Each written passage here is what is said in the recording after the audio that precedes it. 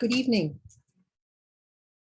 Let me welcome everyone to the second part of our annual conference.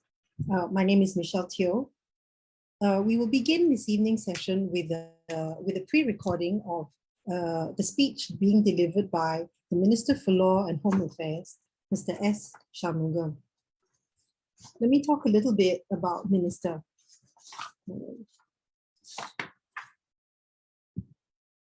He's a lawyer by profession, and he was admitted to the Singapore Bar as an advocate and solicitor in 1985. In 2008, Minister Shanmugam was appointed a cabinet minister and is now the Minister for Home Affairs and the Minister for Law. He will speak about his impressions of the Middle East, talk a little bit about the geopolitics. Yesterday, in our first day of the program, we opened the event with a speech delivered by the Senior Minister Teo Chee Hean, who talked about the geopolitics and how we now face, including in the Middle East, an increasingly volatile and complicated environment. He spoke about the transformations that are occurring, the potential for cooperation between the regions, but he also talked about how Muslim communities across Southeast Asia would be watching closely the transformations in the Middle East. In our first panel, which looked at geopolitics, there was a recognition that there's now a very complicated network of different regional alliances. I think one thing that came out of that session was that no one wants to have a really difficult competition in the Middle East. They don't want the Middle East to become an arena of competition, but there will be pressures on the states in the Middle East over time as there's this push and pull among the external players. Looking at the economics of it, I think clearly the Ukraine-Russia war is having an impact, but there is also a recognition among the Middle East that there must be some diversification of their economies.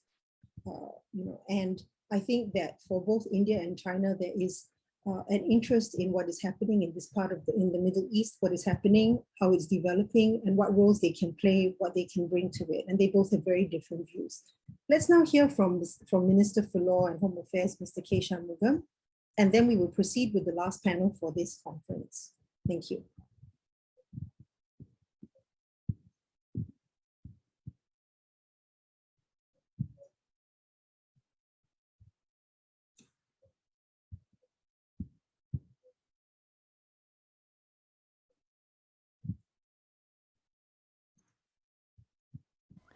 Mr. Bilahari Kausigan, Chairman, Middle East Institute, Ms. Michelle Teo, Executive Director, Middle East Institute, distinguished guests, ladies and gentlemen, good evening. Thank you for inviting me to deliver this keynote address here today. Over the last couple of years, there have been significant geopolitical change in the Middle East. You can say that ever so often about the Middle East, but you can also say that about many other parts of the world. Talk about Asia, Europe in the last few years, and before that, significant change as well. Coming back to the Middle East, on the 28th of April, Turkish President Erdogan visited Saudi Arabia. The first time he has done so in years. The visit is being viewed by observers as an attempt to repair ties. Syria had been shunned by the Arab world, now looks to be on its way back into the Arab world. In March, the Syrian president met the Crown Prince of Abu Dhabi in the United Arab Emirates. But perhaps the most substantial change has been the Abraham Accords. The United Arab Emirates, Bahrain, Morocco, and Sudan have formalized ties with Israel. And others have their ties too, growing stronger, but on the quiet. Now, trade and people-to-people ties are growing. Arab and Israeli business delegations, tourists are traveling to and from. Israel and UAE are reportedly concluding a free trade agreement. Next month, on the 23rd of June, Emirates will begin daily flights from Dubai to Tel Aviv. And in March, Israel hosted the Negev Summit. It was attended by the Egyptian, Emirati, Bahraini, and Moroccan foreign ministers and their Israeli and American counterparts. The once unthinkable has become more than thinkable. It is becoming reality. Facts are changing fast. The details about the summit are few, but they point towards further normalization of the Arab-Israeli relationship. In the wake of the Abraham Accords, the question many are asking, which countries will be next? In particular, what will Saudi Arabia do? There are signs of warming relationships between the two. And in the context of all these changes, how will the Muslim majority countries in our region react to these changes? And in parallel with the geopolitical changes, there are also significant experiments on taking a different economic and social approach. Saudi Arabia and UAE are trying this.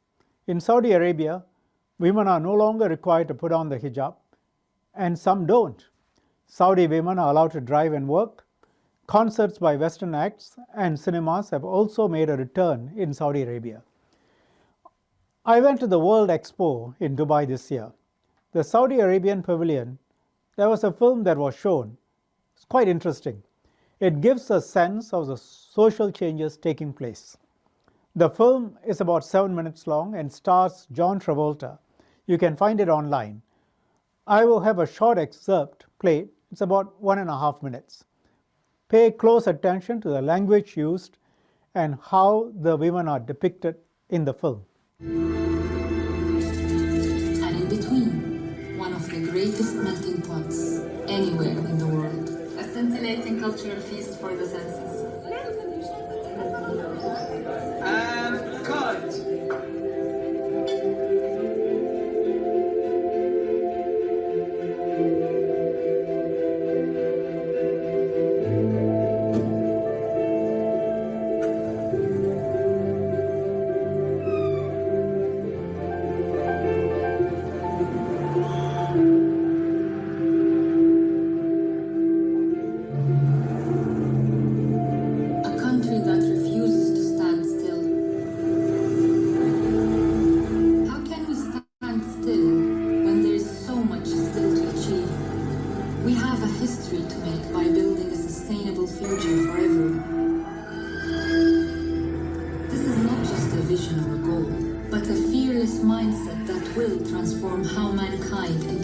With nature, technology, and each other. A unique ecosystem for the mind, body, and soul. A sacred haven where creative and innovative minds mix, driven by a shared passion for limitless thinking. Life in Saudi Arabia is like a circle, a journey through time that never ends.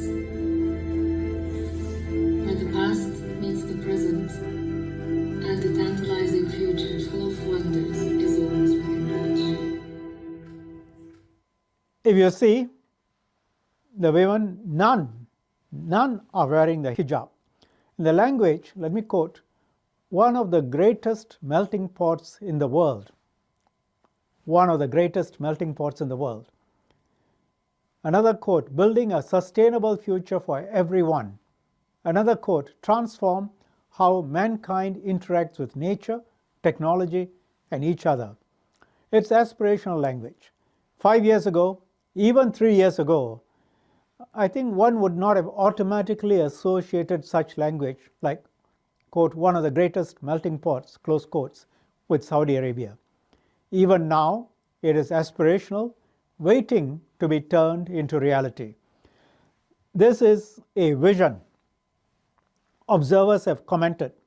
It is coming from the top. It has to percolate down and be accepted. And that is work in progress.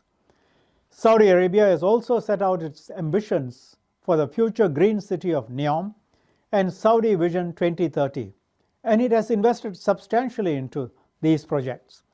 The UAE likewise has charted a new path, and some might say a bold new path. It is moving towards having some rules based on a more secular footing. It has, for example, decriminalized alcohol consumption, cohabitation by couples who are not married, amongst other things. The approach is that Dubai in particular is a cosmopolitan place. It's open for business, welcomes people from all over the world. I was in Dubai about a month ago. There is a buzz and energy, a drive to change and move. The UAE is also promoting itself as a nation of interfaith tolerance. There are active congregations of other faiths, while the UAE Ministry of Tolerance spearheads a drive for religious harmony. Some changes are also taking place in other countries in the Gulf on a different scale. The World Cup kicks off at the end of this year in Qatar. World Cup and the presence of thousands of fans will in itself create a change dynamic. The changes in the Gulf are driven in a large part by the countries in the region seeking to diversify their economies. They are looking to change attitudes, change the social compact, bring in talent from around the world. What are the impact of these changes? Big question with several ifs. One key question is if the changes can be continued through and whether the forces unleashed by the changes can be managed, or whether the reactions might be very strong and difficult to manage. What we can say is the leaders in charge seem to know what they are doing and they will seek to manage them. What is the impact of these geopolitical and socio-economic changes if they continue?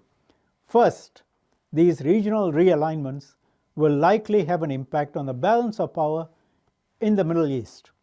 Iran has always been a key player in the region, but it is not a given that the shifts that we see will result in the region being divided into two blocks with Iran on one side and its allies, and the Gulf states on the other. The states will act in their best interests depending on issue by issue. Saudi Arabia and Iran held a fifth round of direct talks recently, and a 2-month truce in Yemen is still holding. So it is not a certainty to suggest that they will be opposed, but nor is it clear that the sides are any closer despite these diplomatic initiatives. But many think that there is room for some guarded optimism. Second, the impact of these changes will not just be in the Middle East. They are also being watched closely in Southeast Asia, for example, amongst other regions. Muslims in this region, including in Singapore, have long looked to the Middle East as Islam's center of gravity. The countries of the Gulf are taking steps to prepare themselves for a very different world in the decades to come in a bid to stay prosperous, vibrant, attractive. And they have set out to reform not just their economies, but also their societies. As the practice of Islam in the region evolves, how will Muslims throughout Southeast Asia react? That can have significant social consequences for our region, Southeast Asia. Third, the economic interrelationships between the Middle East and Southeast Asia are likely to grow. There are likely to be big investments in this region because this is a region with 600 million people, a continuing growing economy, and it's already one of the top 10 economies in the world if you take Southeast Asia as a whole, with a young population. So there are plenty of opportunities, and the Middle East has spare capital to invest. The UAE, for example, has made massive investments in Indonesia. Opportunities will grow, and there will be competition, including for talent. The Gulf, for example, is already attracting a large number of Asians to work, play, and live there. And that is part of the reason they are changing their whole environment. Trade between the two regions will also continue to grow. What will all of this mean? It creates many different imponderables. These are key questions for us. I have raised some questions. The next panel is on the Abraham Accords and its implications for ASEAN. I think we have opportunity to consider some of the questions I have raised. Thank you. Thank you. Well, that was much food for thought. Minister Shanmugam did send his apologies in advance that he wasn't able to join us live tonight, which is why it was pre-recorded. He's asked some interesting questions. Let me sort of quickly repeat some of these. One, should we view the Abraham Accords against the backdrop of efforts by the Gulf to diversify their economies and transform their societies? Is there room for cautious optimism? What could the Abraham Accords mean for Southeast Asia? I want to welcome our three panelists, Ambassador Yuval Rutten, Professor Harsh Pant, and Dr. Martin Indik. Thank you very much for taking the time to join us, especially Dr. Indik. I know it's terribly early in the morning over there. We will run this panel having the three panelists speak one after the other. They have about 6 to 8 minutes. And after that, we will allocate the remaining sort of 30 minutes to time for questions and answers, which I will open up and see which of our speakers would be actually willing to take the question, or if all of them want to answer it, that's also fine by me. Let me quickly introduce our three panelists now so that I don't keep interrupting you all and we can move from one person to the next. Our first speaker will be Ambassador Yuval Rutten. He's a 35-year veteran of Israel's diplomatic corps and served as the Director General of Israel's Ministry of Foreign Affairs from 2016 to 2020, overseeing all the body's diplomatic activities, foreign policy, and public diplomacy efforts. During his extensive diplomatic career, he has also served as a foreign policy advisor or chief of staff to different foreign ministers through his long career. So he comes to us with much experience, and I look forward to hearing from him. Our second speaker is Professor Harsh Pant. He's a professor of international relations with King's India Institute and is director, studies and head of the Strategic Studies program at the Observer Research Foundation in New Delhi, as well as director of the Delhi School of Transnational Affairs at Delhi University. His current research is focused on Asian security issues, and he writes regularly for various Indian and international media outlets, including the Japan Times, Wall Street Journal, The National, the Hindustan Times, and the Telegraph. Our final speaker is Dr. Martin S. Indik, who is a distinguished fellow at the Council of Foreign Relations. He was previously the John C. Whitehead Distinguished Fellow in International Diplomacy in the Foreign Policy Program at the Brookings Institute, and from February 2015 to March 2018 served as Executive Vice President of Brookings. He also served as the US Special Envoy for the Israeli-Palestinian negotiations from July 2013 to July 2014. He's the author of the recently released Master of the Game, Henry Kissinger and the Art of Middle East Diplomacy. And if you haven't read it, please read it. It's a very good book. Okay, let me now hand over to Ambassador Rutten to start the discussions. We will then move on to Professor Harsh and finally Dr. Indik. Ambassador Rutten. Thank you, Michelle, and thank you very much for inviting me to this conference, and welcome also to my panel, my colleagues in the panel. I will start with a few observations about Abraham Accords, and I guess that I will have some question answer later, so I'll be able to go further with this kind of story. I think that the most important thing is that, and I think that the minister has outlined a very important analysis of that. The main story, I think what we have seen is that this is a product of 20 years in making, in terms of many steps behind the scene, diplomatically and others, that have cultivated the ground gradually to what we have seen in the summer of 2020. 40 years after the Islamic Revolution and well over 10 years after the Arab Spring, I think brought to many of the countries in our neighborhood to understand a few elements that are very much brought us into this, I would say, beginning of the transformation of the region. First of all, the fact that there has been more and more acknowledgement that the Arab-Israeli conflict is not the only conflict in the Middle East. The fault line I don't want to say have changed completely, but definitely when people have seen and understand that when someone is firing rockets from Yemen by the Houthi into Saudi Arabia, this has nothing to do with the Arab-Israeli conflict. or when Libya is going to some degree of disintegration. This has nothing to do actually with the Israeli-Palestinian conflict. So the idea that you have more conflicts in the Middle East, I think it is to some extent the ability of other countries in the region to move forwards and realizing that Israel might be a partner, an ally, a friend, whatever you want to have this kind of definition, in what might be the future structure of the Middle East.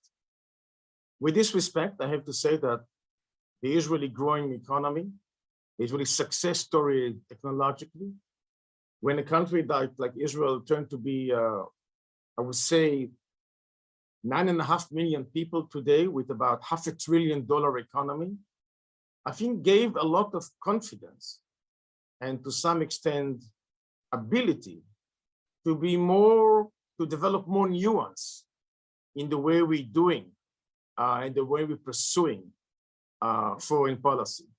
I think what we have seen since 2016 is basically an idea that suddenly we can be regarded as a medium-sized regional power to the extent that we can reach out beyond the conventional or traditional Israeli foreign policy. We start travel to Asia, to Latin America, to Africa. We were more sure of ourselves in the way we're pursuing, to some extent, our policies. That, of course, have been noticed by the countries around us. And above all, it's the story of Iran that for the many other countries in the region turned to be the key issue upon they basically define or formulate to some extent their own policy. And the idea that we saw eye to eye with the major Sunni countries in the region, what are the threats for stability in the region, for survivors of the regime in the region, brought us together to cooperate first behind the scene, but then, of course, culminating into the process of the Abraham Accords that brought us as of the summer 2020 into a very much different direction. I think that there is a room of optimism. I think that it's important to and I will spell it out very clearly, without an American involvement, without an American leadership in the region, none of this would be able to be accomplished. In the end of the day, there was always an American component in each and every one of those agreements. It's the same thing that took place in Egypt, with Egypt in the 70s, with the Jordan in the 90s, and with the Palestinians. So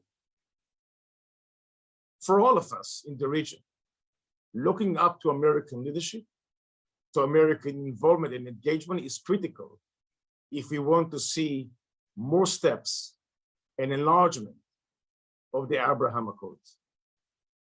And there's a paradox here, in a way, because to some extent, these accords come to being because there was a growing perception that America has reduced interest in the Middle East. And nevertheless, without America, there is no deal like Abraham Accords. So we all need to understand this nuance that on one hand, America may want to pivot into other area, but America interests in the end, if they want to see more enlargement of the peace in terms of scope, in terms of size, we shall have to have an American engagement and involvement also in the future. I'll stop here. Thank you. Okay, let's go on to Professor Harsh. Thank you, Michelle, and thank you, the Middle East Institute, for having me as part of this very interesting conversation. I was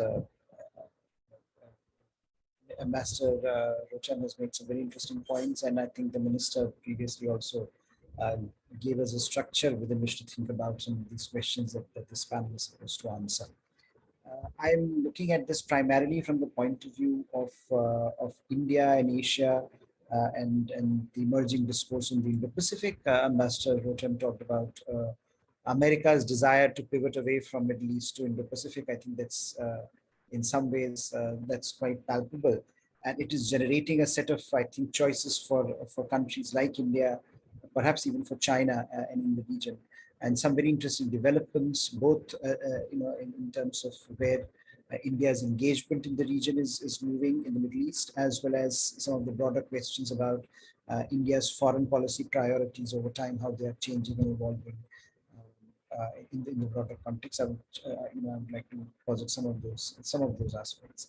I think what a lot of the discussion, both by the minister and Ambassador Rutten also underscored, is that there are a whole host of challenges, both at the structural level as well as domestic, political, and economic level in the Middle East that have attained a certain cutting edge in the last few years.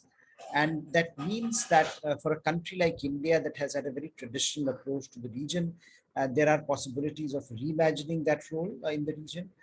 Some of that is because there is no other option, because there are structural changes, variables that are pushing India in a certain direction, and that can be. But also, I think the bottom-up changes that are pushing New Delhi into embracing certain countries more vigorously and more openly than before. And I think that I think in some ways is also the challenge and a unique dilemma for India. Now, at the structural level, of course, we have seen the shift, the rise of China and the Indo-Pacific. The rise of the Indo-Pacific. What is very interesting is that India's conception of the Indo-Pacific includes the Middle East. So it goes all the way from eastern shores of Africa to the last parts of the on the Pacific coast. So you have an entire maritime geography where India is looking at afresh its approach both to its eastern side as well as to its western neighborhood. And in that context, India's more vigorous pursuit of its interests with some of its Middle Eastern partners becomes a sine qua non. I think that is something that India has to engage with much more substantively. So you have China's rise of the Indo-Pacific, rise of India's own imagination, what kind of a role it wants to play in the Indo-Pacific. But also at the same time, something that was talked about earlier, there's this perception that America itself may be pivoting away. And while America remains, indispensable almost, as Ambassador Rutten was pointing out, it is also a question of the perception that perhaps America's equities lie somewhere else, and the long-term strategic challenge with China is sharpening, and therefore that challenge has to be encapsulated in certain geographies much more than in others. And I think that allowed the regional states also to come up with a regional response. And in some ways, the evolving regional realities also owe the present configuration to a large extent to what the regional states want.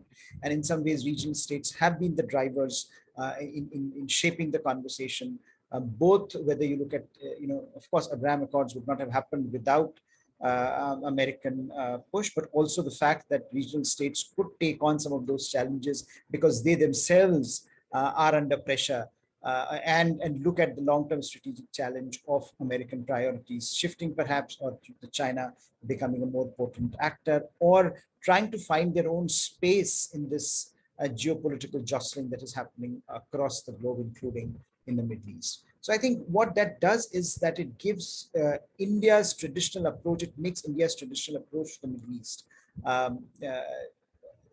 somewhat difficult to defend from New Delhi's perspective.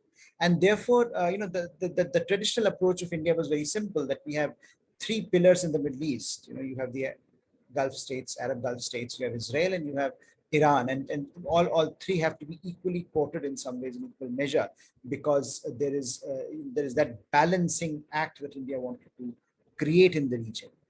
And now it was always very clear, if you look at the equities that India has had in the region, that Israel and the Arab Gulf states both are much more important for India in terms of real material interests, whether it was trade, energy security, diaspora, remittances, technology, regional security. I mean, these were the actors with whom India was engaging much more substantively, but rhetorically, the idea was always that, look, the trifecta of Iran, Israel, and the Arab Gulf states have to be managed. And that had been the driving pivot in some ways, because Iran also plays a very important role in some of the key regional questions like Afghanistan for India. So therefore, whether it was trying to figure out an alternative route to Afghanistan via Chabahar port, or whether it was looking at India's role in Central Asia, Iran was seen as an important partner. Now, when you look at what has happened in the last few years, and what has happened in the way the regional security architecture has shaped up, new possibilities emerged for India, and I think Abraham Accords in some ways exemplified for India what was always very clear, or made it very clear for India what was always very evident, that look, the Arab Gulf states and Israel remain and are willing and able now to move beyond the older binaries, and therefore the possibilities grew. And one of the very interesting developments in that regard has been this meeting last year, what is often termed as a Middle Eastern Quad, India, Israel, US, and UAE. A very interesting development in and of itself, but also I think exemplifying that India was now willing, or has now been willing, to come out of the older shadow of non-alignment in the region. This idea that it was, for a very long time during the Cold War, the idea was that India should not be taking the lead from the US and trying to shape its own response, or at least trying to show to the world that it is moving away. And that it is not bound by the US, interests. I think what Quad tells you is an interesting approach that India is following, on this quadrilateral dialogue that has just started, tells you that India is willing now to enter into the space of what are called as minilaterals and plurilaterals, which which are being defined as the alliances of the future. That in some ways these ad hoc, flexible coalitions, which are more about issues, is something that India is very comfortable with.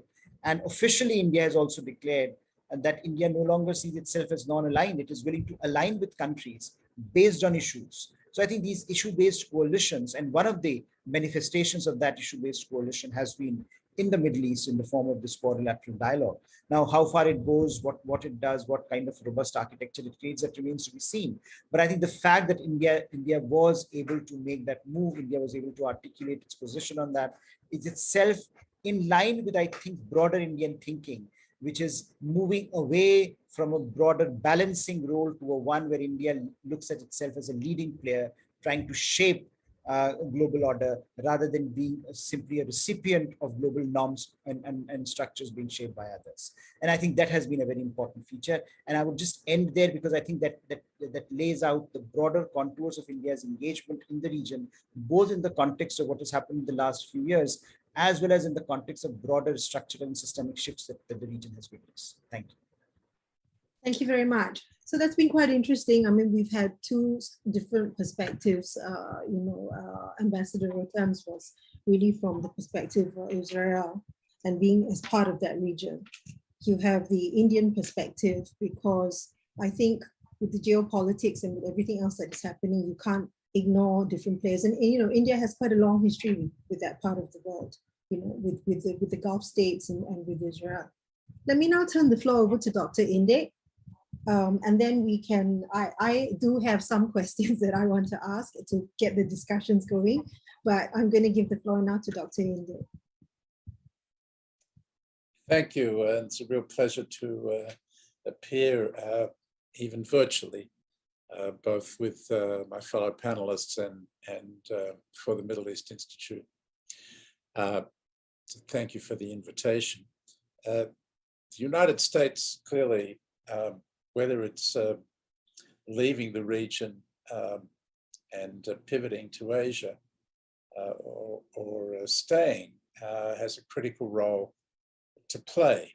And we are seeing in real time an adjustment in that overall approach.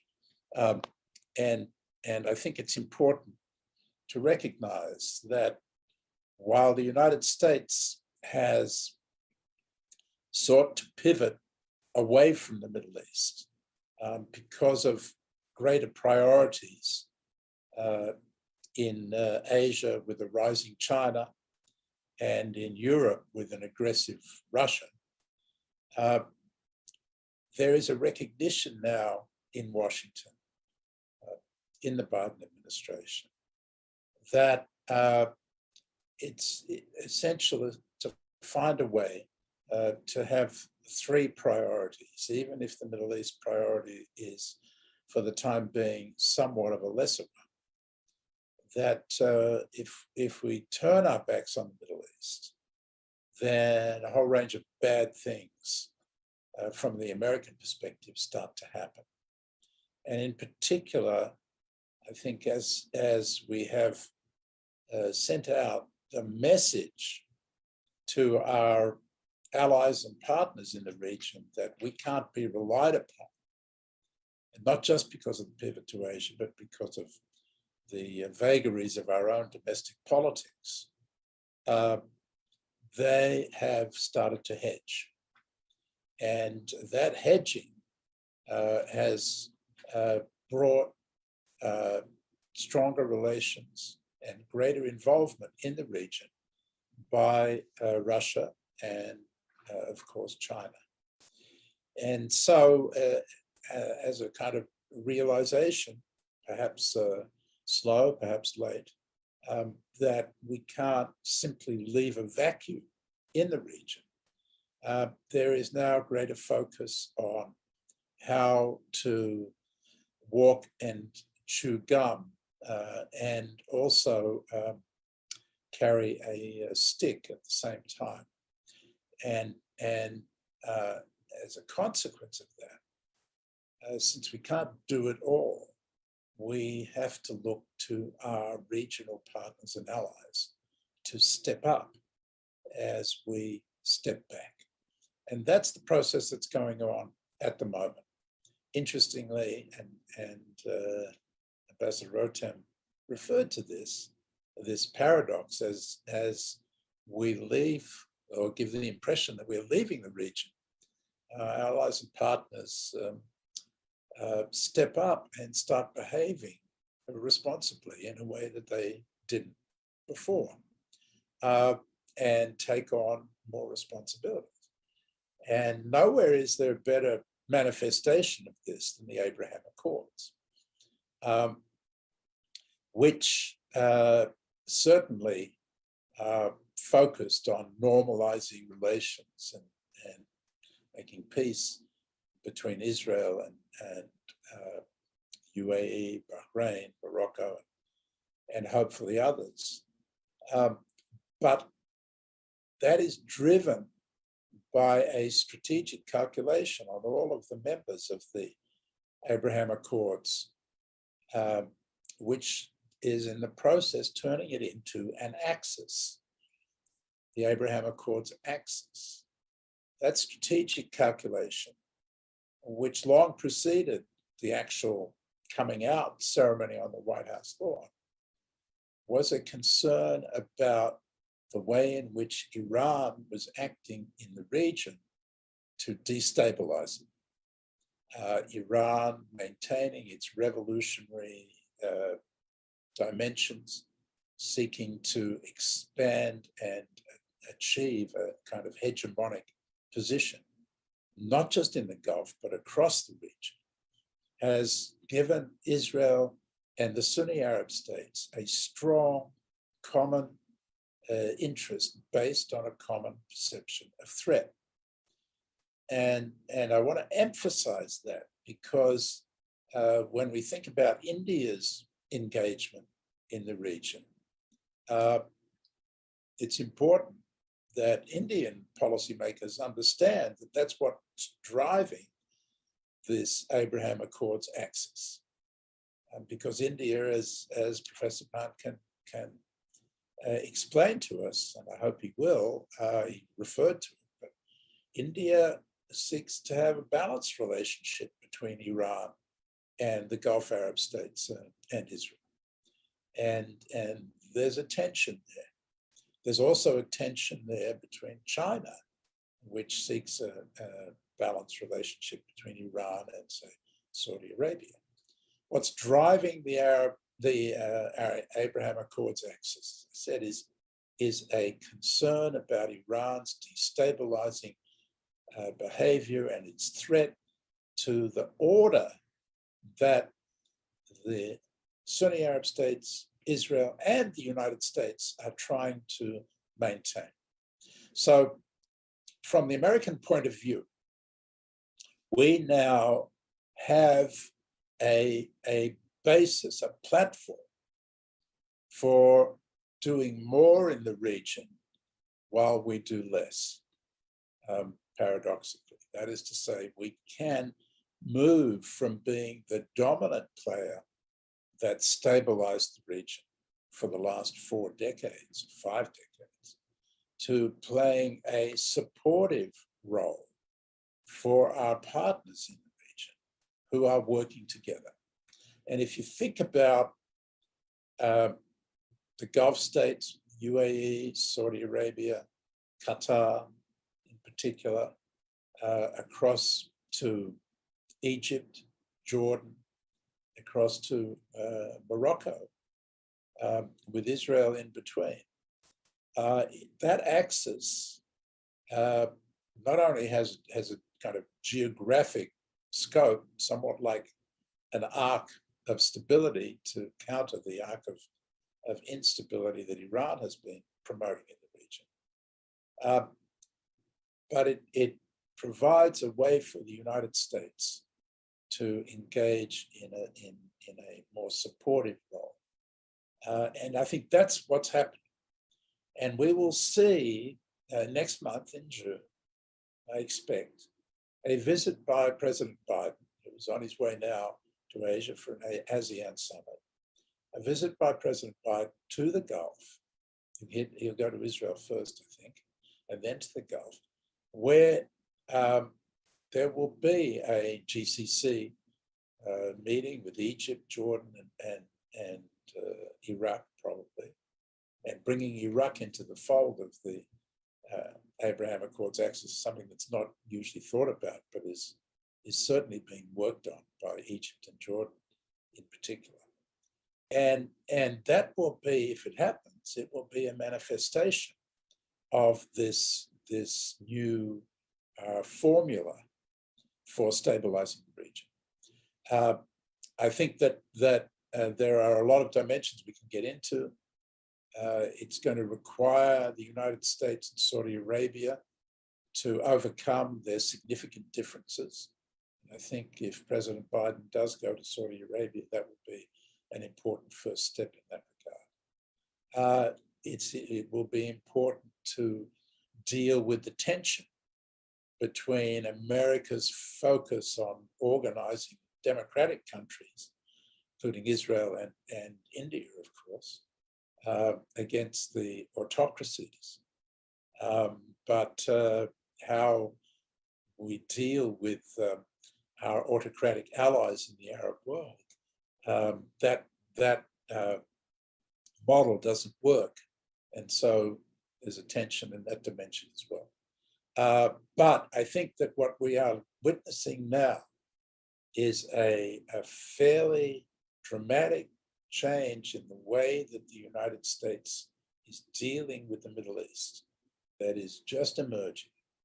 But it is what I would call a pivot plus, or which means, yes, a focus on a rise in China in Asia, and of course Russia's aggression in Ukraine, but also not instead of, but also a return to an important supportive role for our allies and partners in the region, of which the Abraham Accords becomes the critical platform.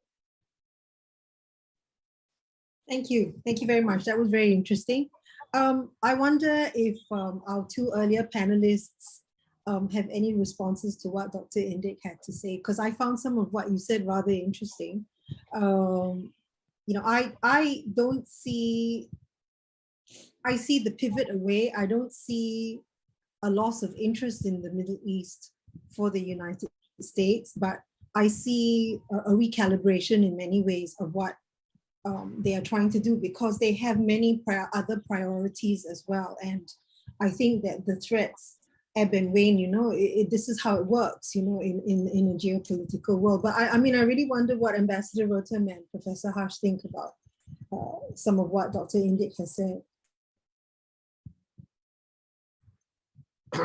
Well, Michelle, I say the following. I think that many of the points of Dr. Indik, I think, are valid and based on his extensive experience about the region. I think that to that extent, we the countries in the region that sense that there are something different in the way I remember America engagement 10 or 20 or 30 years ago when I was still in the system. So it takes some time for all of us to understand this process and also to have this adjustment into this new, I would say, architecture. To what extent America is involved in the region. With this respect, Henry Kissinger, that Dr. Indik knows pretty well, always used to say that if you don't come to the Middle East is going to come to visit you. So you cannot actually leave the Middle East without some degree of management or engagement, because as Dr. Indik said, bad things can happen if you're not going to be there. Now, if I can add one layer into this perception of supportive role that America would like to provide in the region, is that America needs also from time to time to use its own allies in the region to ask them to be more proactive, to bring about the American interest and the American importance in the way other countries think in this region. I think we can play a role with this, convincing or discussing or engaging countries in the Gulf to believe that America's role remains critical, even if we disagree on some issues between us and America. Iran is the main story, of course, because look, it was always interesting. When President Trump decided to withdraw from JCPOA in 2018, it was interesting to see who was against that. England was against, Germany was against, France was against, but the countries in the region were actually mostly pleased with that. So the countries in the region developed more sense about what is actually the actual threat to us in terms of stability, in terms of survival, in terms of other issues at stake. So even if we have tension, if America might have some tension with some allies and friends in the region, some of the allies of America can play a role now to facilitate more understanding about American position on certain issues. And I think this is a new element of Abraham Accords that was not there, let's say, 4, 5, 10 years ago. Now, we can play to some extent behind the scene a role in keeping this interest of America in the region. As I say, without this engagement, without this kind of management, bad things can happen. Thank you. I think that's quite interesting. Dr. Indik, I don't know if you want to respond to that, or if Professor Harsh has something that he'd like to say. Yes, very briefly, and I think it would be useful to hear Dr. Indik on this as well. India's relations with America are today perhaps at their highest they have ever been. And that also allows for India to think of a role which is much more robust and much more lack of balancing, as we were discussing earlier. But one of the problems has always been that there is always I don't think the intent which Dr. Indik clearly articulates has been articulated by the US in such a manner.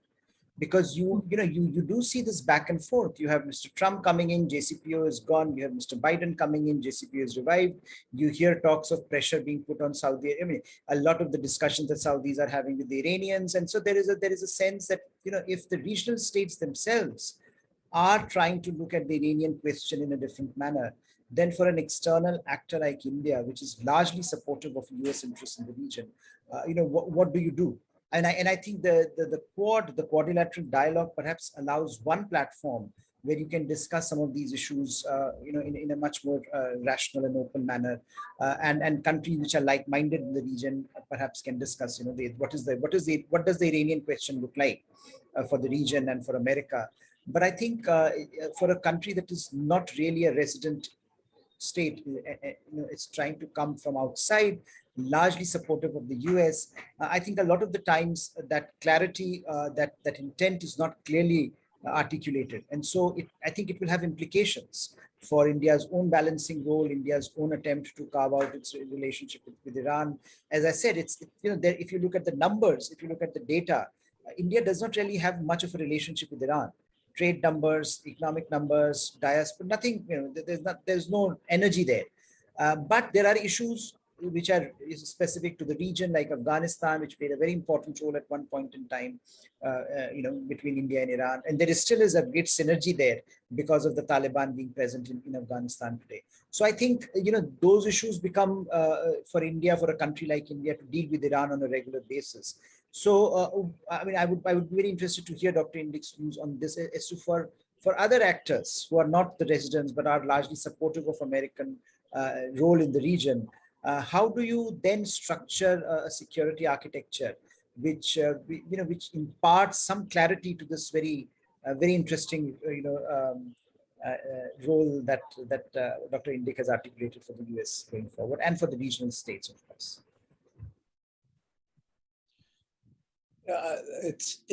I think that we have to have an element of tension management in this architecture. It's like building these large buildings. I live in New York, where they have these massive buildings now that reach the sky, and they have built into them management for when the wind blows. They're able actually to move. And that's the model that I think we need to have India as playing an important role. And I think it is an important role in this overall architecture. There has to be some allowance for the tension. Geography dictates, as Professor Pandit said, an Indian approach to the region, which has to take account of Iran. Because, as he said, of considerations that are local to Asia, South Asia, that the rest of the groupings that we've been talking about, Gulf Arab states, Israel, United States, don't have that same focus or concern. And so I think, that the architecture has to take account of that. On the other hand, the question of American reliability in this structure is critically important, and I would be the first to admit it. We have underway at the moment, as a result of the Russian aggression in Ukraine, a major shift in the global balance of power. And I don't know whether my fellow panelists will agree with this, but I see it as a major shift in the global balance of power in America's favor. Russia has done great damage to its standing as a superpower, particularly its standing in the Middle East, where it has been making inroads as a result of America's pivot away from the region. And now that Russia has revealed that it cannot defeat even a small neighbor on its borders, it raises real questions about its power and its efficacy. And I think that India, the Gulf Arab states, and Israel have all been slow to recognize what's happening here. And all have been, in a sense, hedging, trying not to alienate Russia, walking between the raindrops. It's quite noticeable that all of them are adopting the same approach.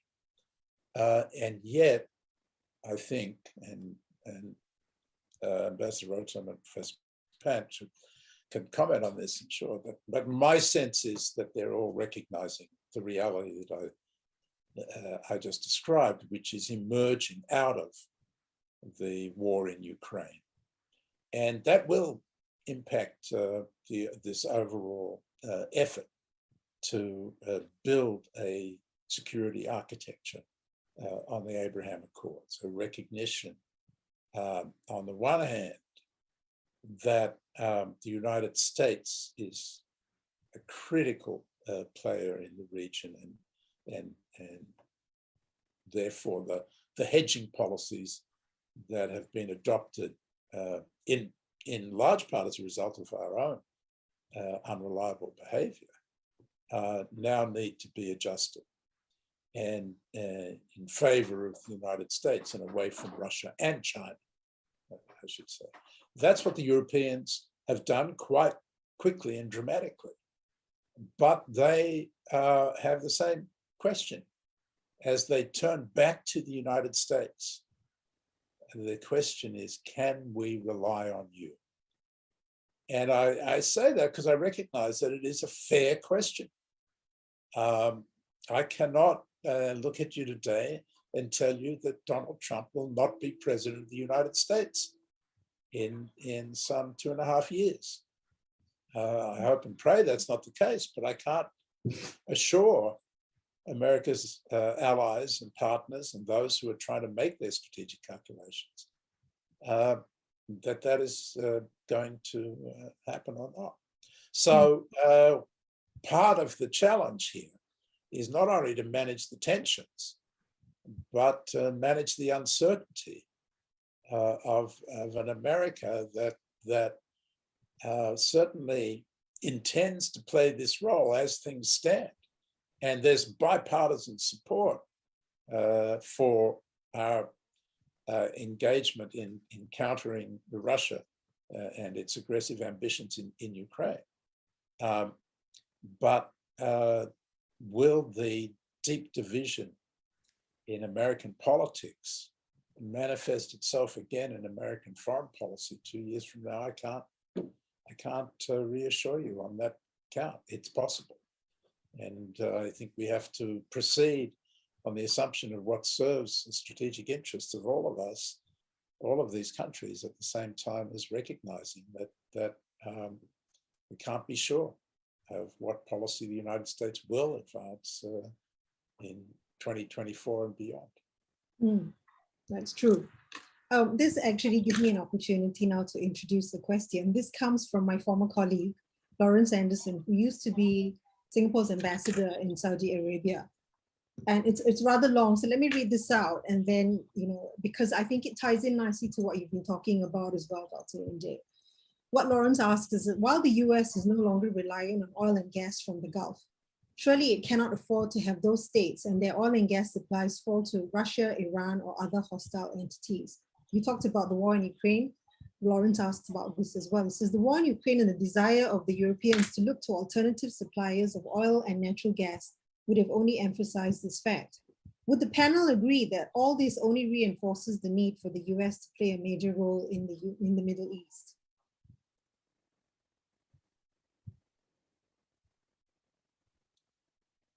I open it to all three. I suppose it would be, I'd like to hear actually from Ambassador Rutten and Dr. Injay as well, what they think of this. So shall I go first? Yeah, yeah. Just quickly, I think, look, this is critically important, as the questioner suggests. And the United States has been engaged in a rather difficult relationship with Saudi Arabia. The President Biden, referred to Saudi Arabia as a pariah state, and decided to keep Crown Prince of Saudi Arabia in the penalty box, or put him in the penalty box for his involvement in the murder of Adnan Khashoggi, the Saudi journalist, and this has really had a fairly profound impact on the relationship, to the point where the Crown Prince is refusing to receive the American Secretary of Defense, refusing to take a phone call from the President of the United States, and most important of all, refusing to pump more oil to reduce the pressure on prices that has come from Russia's aggression in Ukraine, and that is feeding inflation in the United States and across the world. That's damaging the Democratic Party's prospects in the midterms that are coming up at the end of this year. And so as a consequence, now President Biden is engaged in a shifting of focus. And say if he goes to Saudi Arabia at the end of June, as is now being prepared, that will in effect signal that the Crown Prince has been taken out of the penalty box. And in return, one hopes that Saudi Arabia will start to pump more oil and reduce the pressure on prices. And that will be a critical part of the kind of process that I've been describing of essentially building the Abraham Accords axis as a platform. And the question then will become, if we sort out our relationship with Saudi Arabia, will part of that package deal, if you like, include Saudi steps of normalization towards Israel? And I think that's something we should watch for as well. But the first part of that will be a recognition that Saudi Arabia's excess capacity for oil production is going to be critical to American interests for the foreseeable future. And that's a real change in perception that has happened as a result of the war in Ukraine. Thank you. Ambassador?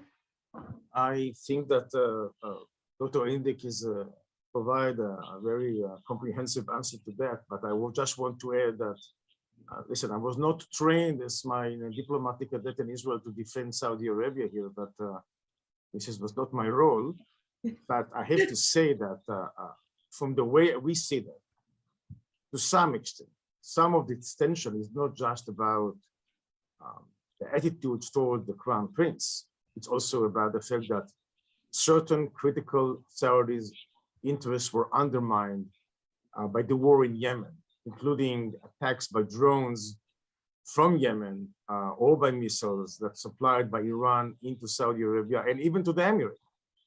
And there was no American, to some extent, sense of understanding this concern. So I think that we come back again to the issue of Iran and the role, and so it's a complex of issues here. That the question that Dr. Indik stated before, about how much we can rely on America umbrella of security in moment of need. And I think that, well, hopefully by June, when this is going to be happening by the visit of the President Biden into Saudi Arabia, I think this element is going to be touched also by those countries who are undermined by the activities of the Iranian in the region. I don't know if it's going to be in a formal way or informal way, but definitely is going to be part of the discussion. And of course, from the Israeli perspective, any role that America can play to go beyond this existing 4 countries in Abraham Accords will be very significant.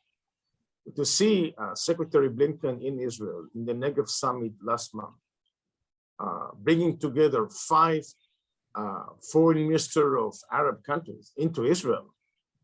Michelle, we have never been in this scenario before. I mean, you know, my first boss in the ministry was Shimon Peres. That was his dream comes true, in a way. But I have to say that we are new in this position. We have never been part of a coalition around us. We were always, actually, sometimes even enjoying that we say that we isolated. There is no one that we can reach out to. It was broken in '79 with the peace with Egypt, and then with Jordan. But we have never seen a model of peace like that we so much welcome in those capitals, in a way that even I, when in my previous capacity, when I did it before, visits all those areas before the formal agreement, we felt very welcome, very much liked. Michelle, we don't get a sense what it means to be liked or to be appreciated in the region. We need to understand what it means to us, and also to develop the nuance for us, because we now also risking, if we do not behave in a certain way, we also risking to some extent some of those benefits that we already gained in the last year and a half.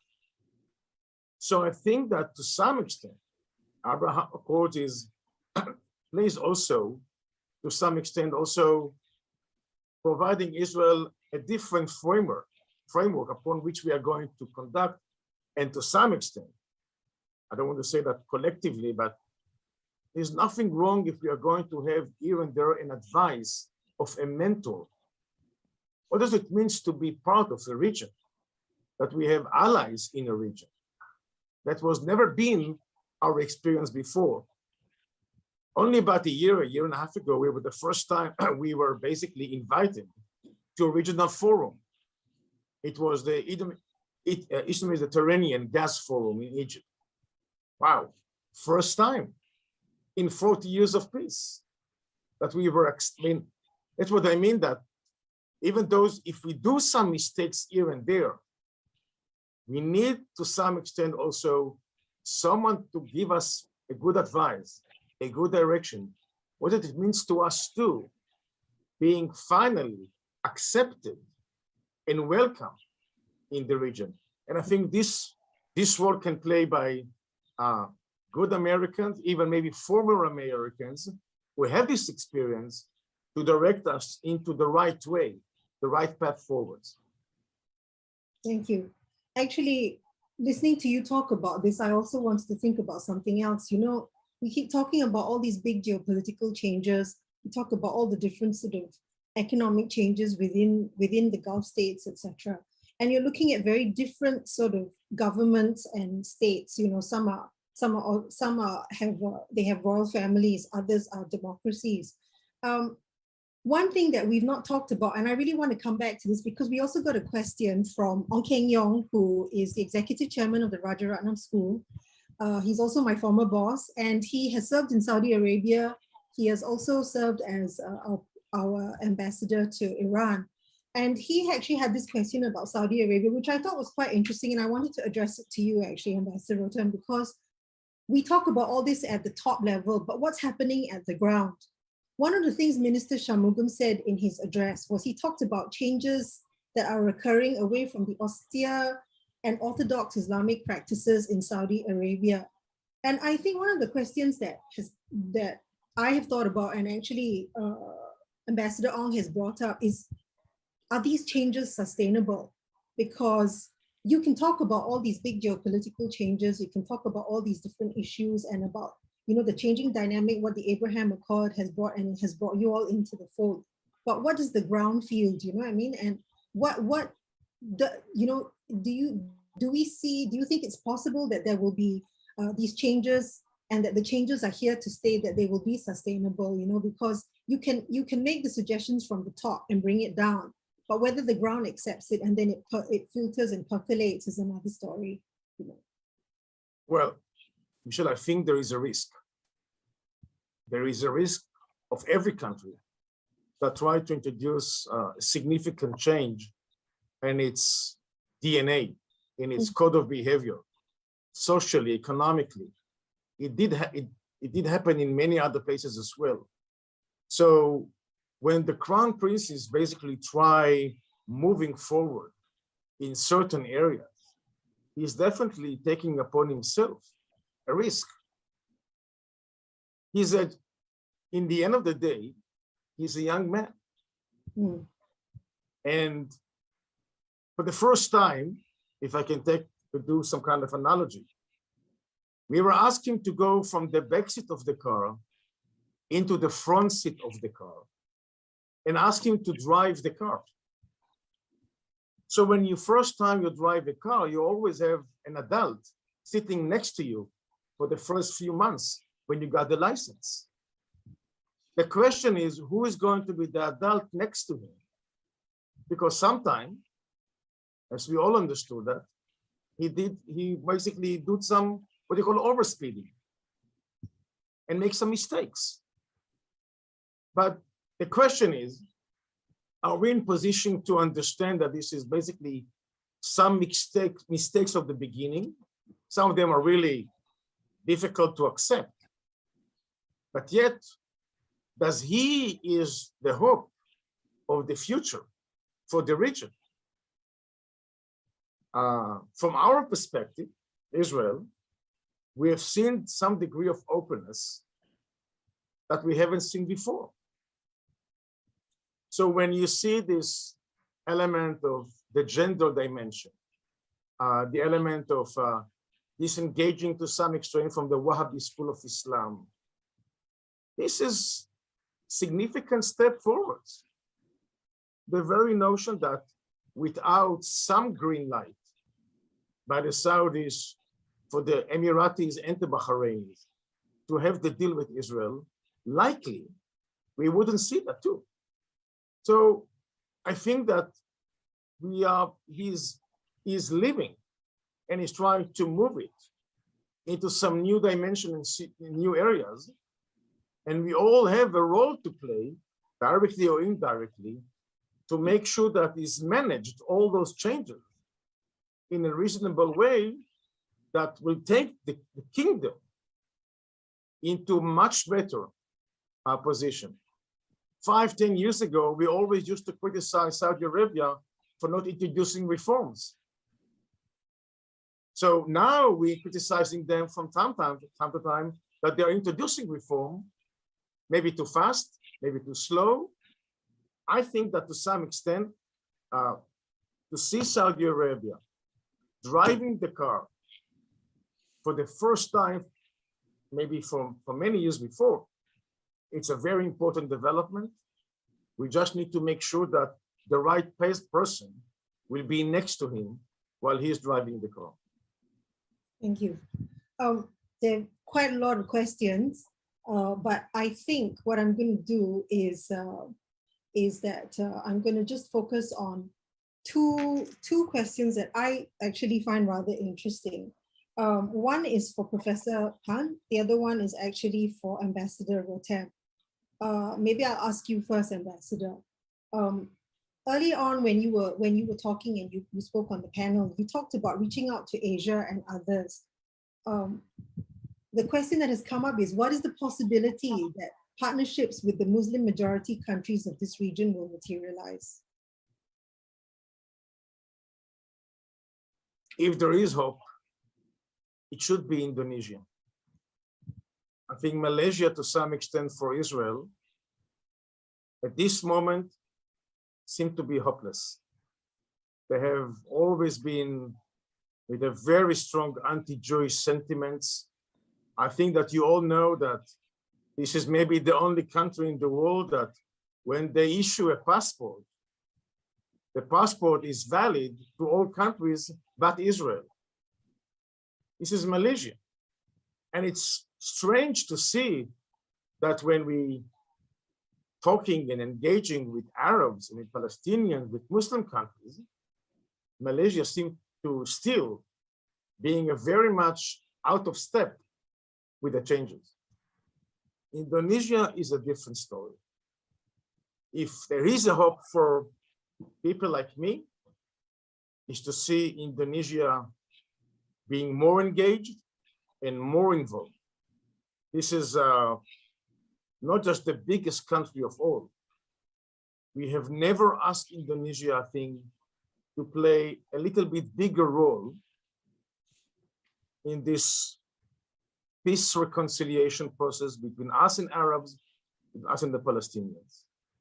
I don't know to what extent they have a desire to be engaged in this process, but I think that we need to knock on the door and asking this question to them and providing some role to play, because if they are going to come on board and providing, it can start with kind of statements of support. It can come with some kind of a small activities.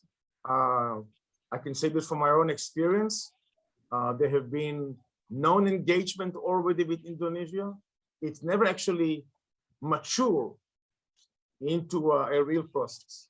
If that's going to happen, I think it's going to ease other countries in the region either to recalibrate or reconsider their point of view with respect to Israel.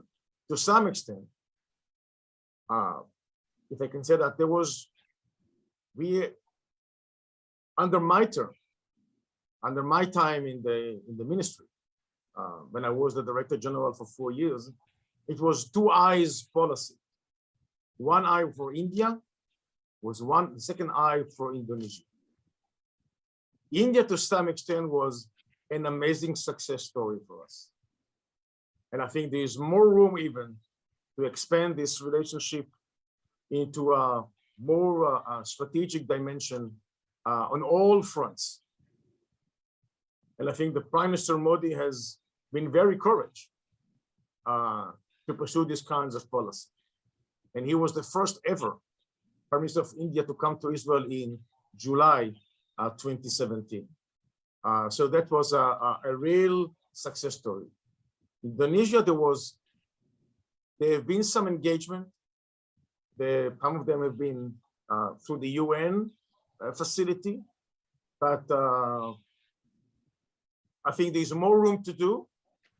And I think that sometime we might need to take the initiative with other countries in the region, because they can play a very significant role by toning down there, because this is representation to some extent of a moderate Islam that we all would like to embrace. Wow, that, you know, what you talked about could be another hour-long or 2-hour-long panel discussion, and I unfortunately just don't have that time. I'm so regretful about that, because, you know, there's been so many interesting topics that have come up, or answers that have come up in the course of this panel. I'm now going to do just one last question, because I'm getting pinged and told that we're running out of time. I want to turn this question now to Professor Pant. You talked earlier on, you talked about the US and India as being like-minded. And the one thing we've not talked about, which is the so-called dragon in the room, no one has really talked that much about China, you know. And so the question I have for you is, you know, how much of your India's push in the Middle East is also related to China's push within the Middle East? You know, is there some kind of impact? Surely there must be. And, you know, how do you see this also playing out within the Middle East? I mean, quite clearly, you know, nobody wants the Middle East to become the source of tension for relationships among one another. Everybody treads carefully because it is such a complex region in any case. But to what extent is China a motivating factor for India? Thanks, Michelle. I think, China factor, of course, is everywhere in Indian foreign policy. Even as we speak, Indian soldiers and Chinese soldiers are almost eyeball to eyeball along the border. So there is a, I think, especially since the violence along the border with China in 2020, it will be 2 years next month. There has been some dramatic recalibration, including, major expansion of the Quad agenda in the Indo-Pacific and other areas. And I think India-US relations have benefited from that strategic convergence. And that has been, the structural reality for India. I think in the Middle East, the process started much earlier in some ways because I think a number of the Middle Eastern countries, especially the energy suppliers, were looking at China and India as two potential, customers. And so the outreach is, if you look at the Saudis, you look at UAE, it started around 2005, 2006. That was the first time the Saudi king visited Asia in a major way. It was a major, a sort of a visit to India. And then I think the signals were coming that, that there is, with all the debate that was happening in the US about America's future role, especially the America getting bogged down in Iraq and Afghanistan, what was the future of American engagement in the Middle East? I think that was a time when a number of regional countries reached out to India and also to China. And I think in some ways for India, because of the China factor, it became also an imperative to enhance its strategic ties in the region. And as Ambassador Rutten was saying, it has been a dramatic journey. If a number of since 2014, the kind of diplomatic investment that India has made on its what it calls look west policy, which is the Arab Gulf states and Israel, it has produced remarkable dividends for India. I think one of the biggest success stories when historians would look back at Mr. Modi's term as Prime Minister would be that a paradox. A Hindu nationalist prime minister making great inroads in the Middle East with the Islamic countries. And the relationship has been so tight that a number of these countries like UAE and Saudis have actually, to a certain extent, been turning their backs to Pakistan, which used to be the traditional partner for many of these countries in South Asia. So I think that the change of tone, the change of temperament, the change of relation, the dynamic in the relationship has been quite remarkable. Some of that has come because the regional countries wanted to diversify. Some of that has come because India wanted to establish itself as an important player in the region, partly to juxtapose its role with China. Of course, India can't, doesn't have the capabilities to match what China has offered or is offering to the region. But I think India has, perhaps a greater cultural understanding of the region. And India's engagement of, at multiple levels where there are strong people-to-people ties with the region also is a very important dynamic in this relationship. So I think both with Israel and with the Arab Gulf states, it has been a very remarkable journey. And that has been partly about China, but only partly. The other stuff has been about India's own engagement with the region and regional states' efforts to reach out to India as well. Thank you.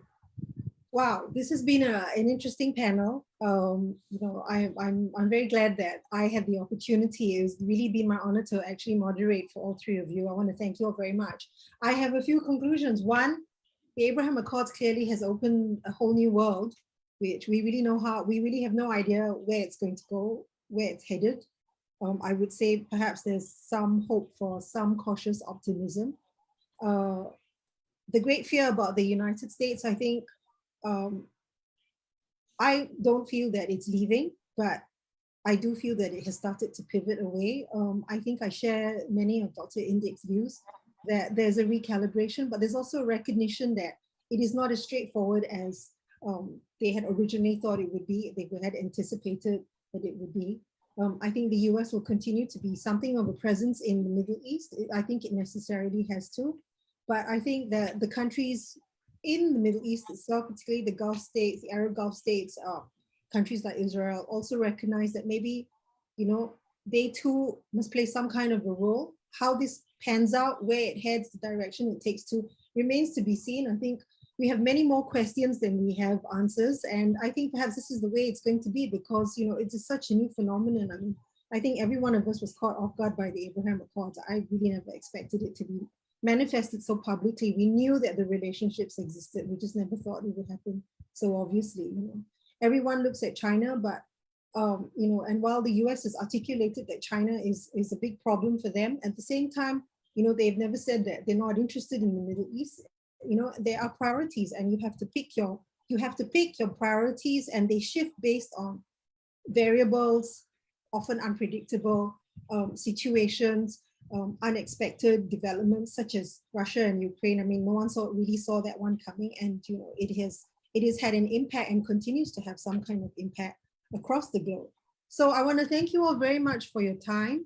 I want to thank everyone who has participated in our conference, has joined us, has actually contributed questions. I'm sorry, I apologize if I missed out many questions, which I think I did. But you know, I think all in, we had a really wonderful discussion, and this was really a marvelous way for us to close our panel, our conference. And so I want to thank all our speakers and panelists, and I look forward to seeing everyone again. Thank you very much. Thank you. Thank you. Thank you. Good night. Thank you.